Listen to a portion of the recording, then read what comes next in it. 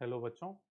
Last time IIT circuit laboratory में हमने सीखा था कि किस तरह से कैपेसिटर के एरिया और उसके प्लेट्स के बीच के सेपरेशन को चेंज करने पर कैपेसिटर पर चार्ज चेंज कर रहा होता है और इलेक्ट्रिक फील्ड किस तरह से अफेक्टेड होता है। इस एक्सपेरिमेंट में, लेबोरेटरी के सेकंड एक्सपेरिमेंट में, हम लोग डाई इलेक्ट्रिक का और अच्छे से एनालिसिस कर रहे होंगे।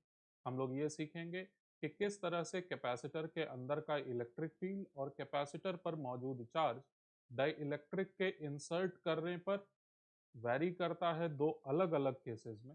पहला केस अगर बैटरी कनेक्टेड है, दूसरा केस अगर बैटरी को डिस्कनेक्ट कर दिया गया है कैपेसिटर को चार्ज करने के बाद। तो सबसे पहले आप डायग्राम पर फोकस करें। यहाँ पर ये जो चीज़ है, ये जो ऑब्जेक्ट है, इस ऑब्जेक्ट को ही कहा जा रहा है एक डाई इलेक्ट्रिक। और इस डाई इलेक्ट्रिक के अंदर में कई जगहों पर पॉजिटिव पॉजिटिव लिखा हुआ आपको नजर आ रहा होगा। ये दरअसल पॉजिटिव और साथ में उसी के ऊपर नेगेटिव भी लिखा हुआ है। तो इस वजह से पॉजिटिव और नेगेटिव दोनों ओवरलैप कर गया, आपको केवल पॉजिटिव ही नजर आ रहा है। पॉजिटिव नेगेटिव दोनों ही यहाँ पर मौजूद है, यही है डाई इलेक्ट्रिक। ठीक है। दोबारा से हमारे पास, जैसा कि पिछले बार एक्सपेरिमेंट में हमने देखा था, एक कैपेसिटर है जिसके सेपरेशन को वैरी किया जा सकता है, प्लेट एरिया को भी वैरी किया जा सकता है। तो इस तरह से हम लोग सीखने वाले हैं कि क्या प्रभाव पड़ेगा अगर इस डाइलेक्ट्रिक को कैपेसिटर के अंदर इंसर्ट कर दिया जाता है। तो सबसे पहले कैपेसिटर को चार्ज कर लें हम लोग। बैटरी के वोल्टेज को अगर मैं बढ़ा दिया और सेट कर दिया 1.5 वोल्ट, तो कैपेसिटर गॉट चार्ज। चार्ज आ गया है इस कैपेसिटर के प्लेट्स के ऊपर। अच्छा, साथ ही साथ इलेक्ट्रिक फील्ड भी मौजूद है और इलेक्ट्रिक फील्ड कैपेसिटर के प्लेट्स के बीच में इस तरह से एग्जिस्ट कर रहा है। ठीक। तुम मैं अभी थोड़ी देर में क्या करूंगा, इस कैपेसिटर को इंसर्ट करूंगा, कैपेसिटर के इस डाइलेक्ट्रिक को इंसर्ट करूंगा कैपेसिटर के अंदर। इंसर्ट करने के पहले ही तुम सोच के मुझे बताओ कि किस तरह से इस कैपेसिटर के बीच में जो एग्जिस्ट करने वाला इलेक्ट्रिक फील्ड है, वो इलेक्ट्रिक फील्ड किस तरह से चेंज करेगा डाई इलेक्ट्रिक को इंसर्ट कर देने के बाद। तो आई होप आप सोच लिए होंगे। सच्चाई ये है कि डाइलेक्ट्रिक को इंसर्ट करने के बावजूद इलेक्ट्रिक फील्ड पर कोई इम्पैक्ट इस केस में नहीं पड़ेगा। ऐसा इसलिए क्योंकि इलेक्ट्रिक फील्ड जो कैपेसिटर के प्लेट्स के बीच में एग्जिस्ट कर रहा है, वो होगा 1.5 volt divided by 10 millimetre. V divided by L, यही होता है इलेक्ट्रिक फील्ड। वो इलेक्ट्रिक फील्ड मेंटेन्ड रहेगा। हाँ, एप्सिलॉन नॉट का वैल्यू कन्वर्ट होके K टाइम्स एप्सिलॉन नॉट हो जाएगा। बच्चों इस बात का ख्याल रखें, ये कोई थियोरेटिकल क्लास नहीं, हम लोग एक्सपेरिमेंट्स कर करके समझ रहे हैं चीज़ों को। इस वजह से मैं एक्सप्लेनेशन से कहीं ज़्यादा एक्सपेरिमेंट पर अभी फोकस कर रहा हूँ। तो आप कोशिश करें चीज़ों को होते हुए देखने का। समझ में आएगा बहुत अच्छी बात, नहीं समझ में आएगा मैं पूरी कोशिश करूँगा आपको समझाने की। तो डाई इलेक्ट्रिक को जैसे इंसर्ट किया जाता है, देखो ये डाइलेक्ट्रिक जब इंसर्ट होगा तो ऊपर में यहाँ पर एक एरो आ जाता है बार बार। वो एरो क्या रिप्रेजेंट करता है समझने की कोशिश करो, फिर से मैं दिखा रहा हूँ आपको। डाइलेक्ट्रिक को जब इंसर्ट किया जाएगा तो इस जगह पर तुम ध्यान देना, इस जगह पर एरो आ जाएगा। वो एरो क्या रिप्रेजेंट कर रहा है ये तुम बताना। तो वो एक्चुअली में इलेक्ट्रॉन के फ्लो को रिप्रेजेंट करता है। जैसे जैसे आप डाइलेक्ट्रिक को यहाँ इंसर्ट कर रहे हो, यहाँ पर चार्जेस फ्लो करने लगे, जिस कारण से कैपेसिटर के प्लेट के ऊपर चार्ज में बदलाव आएगा। लेकिन इलेक्ट्रिक फील्ड जो कि potential difference per unit length होता है, तो पोटेंशियल डिफरेंस वही मेंटेन्ड है, लेंथ भी वही मेंटेन्ड है, इस वजह से इलेक्ट्रिक फील्ड चेंज नहीं करेगा। तो देखें आप एकदम ध्यान से, इस डाइइलेक्ट्रिक को पार्शली अगर इंसर्ट कर दिया गया है तो क्या क्या चेंज आ चुका है, स्टेप बाय स्टेप मैं बता रहा हूँ। सबसे पहले, जैसे ही डाइइलेक्ट्रिक को इंसर्ट किया जाएगा, ये जो प्लस माइनस एक ही जगह पर कोइंसाइड कर रहा है डाइइलेक्ट्रिक के अंदर, यहाँ पर ये प्लस माइनस सेपरेट हो जाएगा। देखना तुम ध्यान से, ये प्लस माइनस सेपरेट हो गया। और ज्यादा अंदर इंसर्ट करेंगे तो इस तरह से और ज्यादा डाइपोल्स अपने आप को अलाइन कर लिए। और जितना ज्यादा इंसर्ट किया जाएगा डाइइलेक्ट्रिक को, उतना ही ज्यादा डाइपोल्स अपने आप को अलाइन कर लेंगे। और इन डाइपोल्स के अलाइनमेंट का ओवरऑल इफेक्ट क्या आता है? ओवरऑल इफेक्ट ये आता है कि डाइलेक्ट्रिक के ऊपर वाले सरफेस पर लगेगा ऐसे जैसे कि कुछ एक्स्ट्रा नेगेटिव चार्जेस एक्युमुलेटेड हैं। इसी डाइलेक्ट्रिक के बॉटम वाले सरफेस पर ऐसा लगेगा जैसे कुछ पॉजिटिव चार्जेस एक्युमुलेटेड हैं। इस बात को भी मैं दिखाने की कोशिश कर रहा हूं। ये देखें, इस डाइलेक्ट्रिक के टॉप वाले सरफेस पर नेगेटिव चार्जेस का कुछ एक्युमुलेशन है। इस डाइलेक्ट्रिक के बॉटम वाले सरफेस पर पॉजिटिव चार्जेस का एक्युमुलेशन है। इन चार्जेस का वैल्यू स्मॉल क्यू अगर है और सरफेस पर का चार्ज कैपिटल क्यू अगर है, तो small Q equals to capital Q multiplied by bracket के अंदर में 1 - 1/k। ये जो रिजल्ट हमने सीखा था लेक्चर्स में, वो यहाँ पर काम करते हुए नजर आ रहा है। अच्छा, एक और बात, जब ये पार्शली इंसर्टेड है, मैं आपको ये बताया कि जब ये डाइलेक्ट्रिक को पूरी तरह से बाहर निकाल लिया गया था, तो जो इतना इलेक्ट्रिक फील्ड है यहाँ पर, उतना ही इलेक्ट्रिक फील्ड अभी भी एग्जिस्ट करेगा जब इस डाइलेक्ट्रिक को इंसर्ट कर दिया जाएगा। लेकिन ऐसा कैसे हो सकता है? एप्सिलॉन नॉट तो के टाइम्स हो जाएगा। एप्सिलॉन नॉट के टाइम्स हो जाएगा, उसी हिसाब से यहाँ पर चार्ज भी बदलेगा। चार्ज का वैल्यू भी बदलेगा, एप्सिलॉन नॉट का वैल्यू भी के टाइम्स हो जाएगा। कुछ इस तरह से कि इलेक्ट्रिक फील्ड का वैल्यू चेंज ना करे, क्योंकि electric field is given as potential difference across the plates of capacitor divided by separation between the capacitor plates। मैं यहाँ पर यह बताने की कोशिश कर रहा हूँ, point number 1, electric field didn't change. अब पॉइंट नंबर 2 ये है कि जब पार्शली इंसर्टेड है ये डाइलेक्ट्रिक, तो वो रीजन जहां पर डाइलेक्ट्रिक अभी नहीं पहुंचा है, वहां पर इलेक्ट्रिक फील्ड होगा कुछ ना कुछ। वो रीजन जहां पर डाइलेक्ट्रिक पहुंच चुका है, वहां पर भी होगा इलेक्ट्रिक फील्ड कुछ ना कुछ। क्या ये दोनों इलेक्ट्रिक फील्ड्स आपस में इक्वल होंगे? एक बार सोच लो आप खुद से, उसके बाद मैं बता रहा हूं। ठीक है, ये दोनों ही इलेक्ट्रिक फील्ड्स, जहां पर डाइलेक्ट्रिक पहुंच चुका है, जहां पर डाइलेक्ट्रिक नहीं पहुंचा है, इन दोनों ही जगहों पर इलेक्ट्रिक फील्ड हाँ इक्वल होगा। ऐसा इसलिए क्योंकि ये जो ऊपर वाला प्लेट है, ये पूरा का पूरा प्लेट एक डेफिनिट पोटेंशियल पर है। चाहे इस साइड देखो चाहे इस साइड देखो, दोनों सेम पोटेंशियल पर है, क्योंकि ये एक सिंगल कंडक्टर है। सिमिलरली बॉटम वाला प्लेट वो भी एक सिंगल पोटेंशियल पर है, और potential difference per unit length, यही तो इलेक्ट्रिक फील्ड होगा इस जगह के लिए भी और इस जगह के लिए भी। हाँ, ये बात जरूर है कि यहाँ पर वही डाइलेक्ट्रिक के अंदर वही इलेक्ट्रिक फील्ड को मेंटेन करने के लिए प्लेट पर ज्यादा चार्ज की जरूरत पड़ेगी। ऐसा इसलिए क्योंकि डाइलेक्ट्रिक के कुछ नेगेटिव चार्जेस प्लेट पर के कुछ पॉजिटिव चार्जेस को खत्म कर दे रहे हैं, वैनिश कर दे रहे हैं, उनका इफेक्ट को कैंसिल कर दे रहे हैं। इस वजह से एक्स्ट्रा चार्जेस की जरूरत पड़ेगी बैटरी से आने की। यही हो रहा है। यहाँ पर एरो से दिखाया गया है चार्जेस के फ्लो को, as soon as I insert this dielectric completely within the capacitor. ठीक, आई होप ये क्लियर है, और जितनी भी थियोरेटिकल बातों को आप सीखे हुए हैं, क्वेश्चंस को सॉल्व करते हुए जानते हैं, उन सभी चीज़ों को आप यहाँ पर होते हुए देख पा रहे होंगे, आई होप। इसके अलावा चलो एक बार और अच्छे से समझने की कोशिश करते हैं, तब क्या होगा अगर इस डाई इलेक्ट्रिक को पूरी तरह से चार्ज कर दिया गया और उसके बाद बैटरी को डिस्कनेक्ट कर दिया गया। बैटरी को जो तार से जोड़ रखे थे हम लोग कैपेसिटर के साथ, वो तार को ही यहाँ से हटा दिया।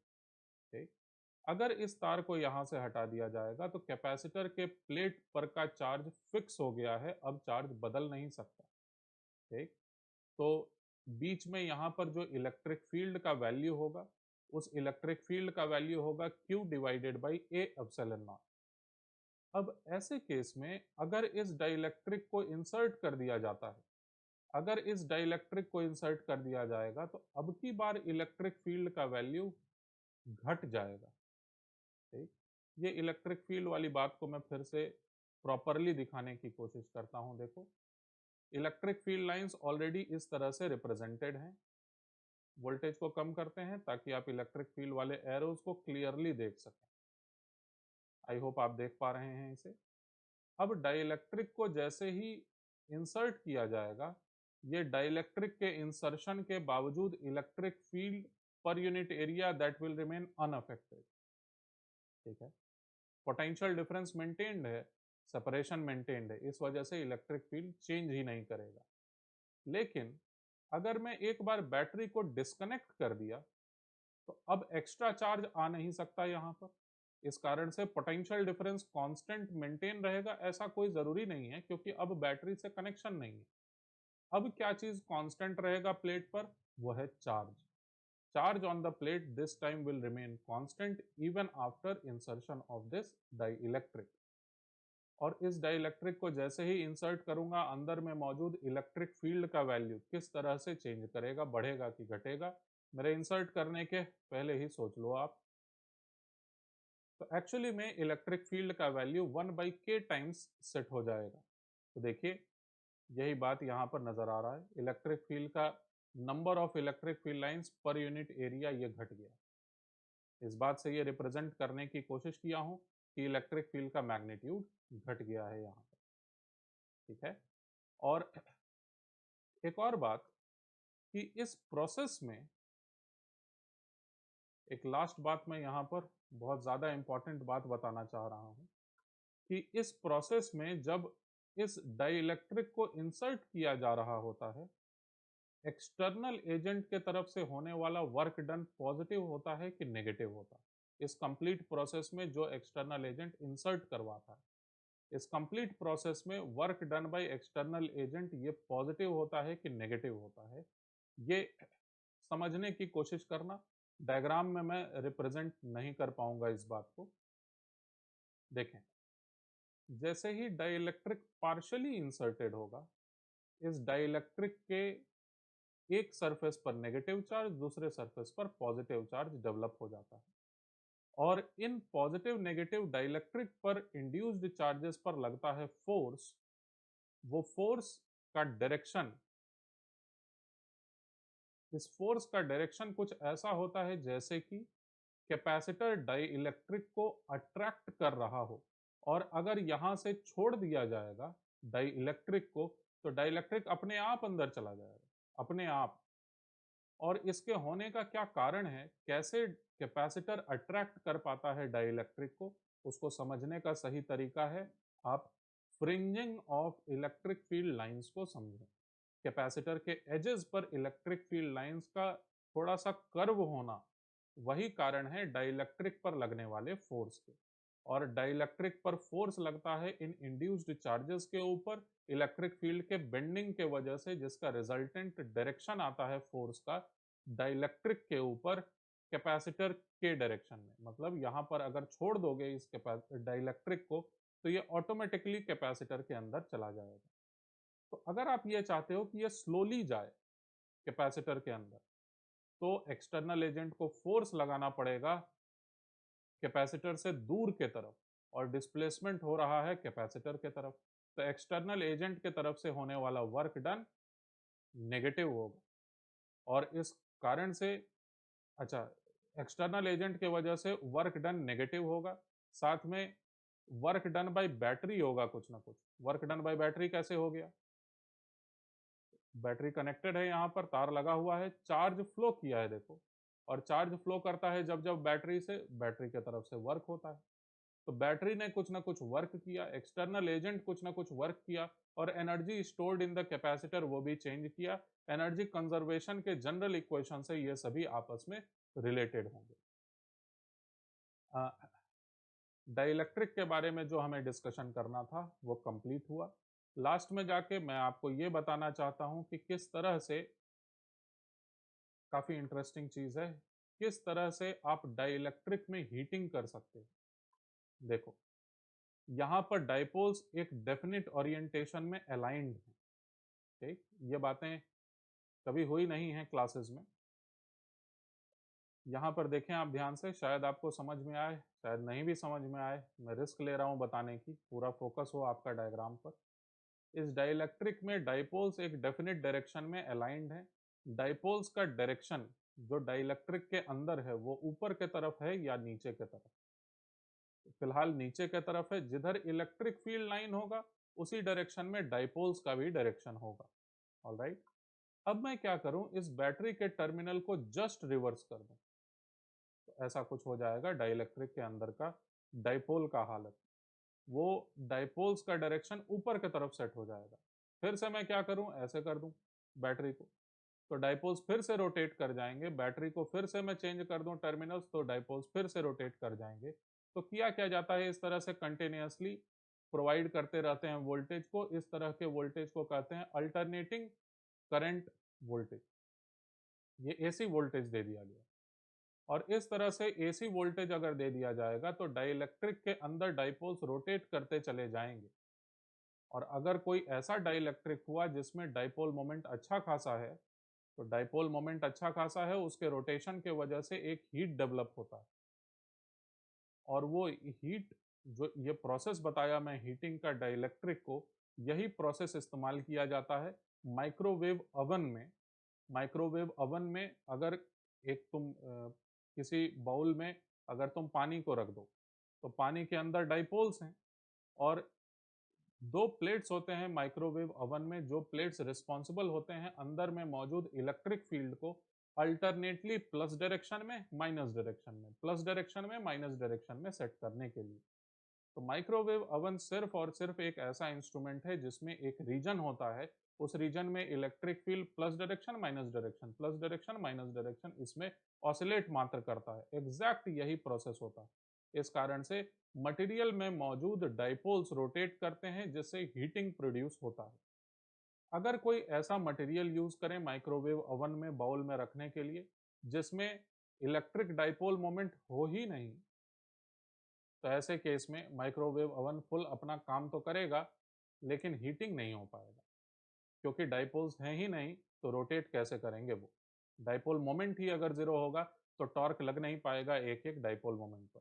फॉर एग्जाम्पल, अगर ऑयल रख दो एक बाउल में, अगर तुम ऑयल रख दो, ध्यान रखना, जो कटोरे में तुम रखोगे, वो कटोरा जो होगा वो मेटल का नहीं होना चाहिए। अगर वो मेटल का होगा तो वो मेटालिक प्लेट खुद गर्म हो जाएगा, उसके वजह से ऑयल गर्म हो सकता है। तो प्लास्टिक के बाउल में अगर तुम पानी को रखोगे तो पानी गर्म होगा, लेकिन प्लास्टिक के बाउल में अगर तुम ऑयल को रखोगे तो माइक्रोवेव ओवन में गर्म बहुत कम होगा, क्योंकि electric dipole moment atomic level पर ऑयल में नेग्लिजिबल होता है। आई होप आप इस बात को समझ सके। नेक्स्ट वाले इस तरह के एक्सपेरिमेंट में हम लोग सीख रहे होंगे कि किस तरह से सीरीज पैरेलल कॉम्बिनेशन में अगर कैपेसिटर्स कनेक्टेड होते हैं तो चार्जेस वेरी करता है अलग अलग सिचुएशन में। मैं आपके जानकारी के लिए ये भी बता दूं कि जितने स्टूडेंट्स आईआईटी सर्किट पर एनरोल्ड हैं, वो सभी स्टूडेंट्स के पास ये एक्सपेरिमेंट करने के लिए एक वेबसाइट डेडिकेटेड है, जहां पर आप जाके जो मन में आए सो तुम इस एक्सपेरिमेंट में करके देख सकते हो, और तुम और अपने अंडरस्टैंडिंग को और बेहतर बना सकते हो। फिलहाल कैपेसिटर चैप्टर के सारे एक्सपेरिमेंट्स वहां पर अवेलेबल हैं। कुछ दिनों में हम लोग करंट इलेक्ट्रिसिटी जब कंप्लीट कर ले रहे होंगे, उसके उससे भी एसोसिएटेड जितने एक्सपेरिमेंट्स होंगे उसको भी हम लोग वहां पर इंक्लूड कर रहे होंगे। All right, see you in the next experiment.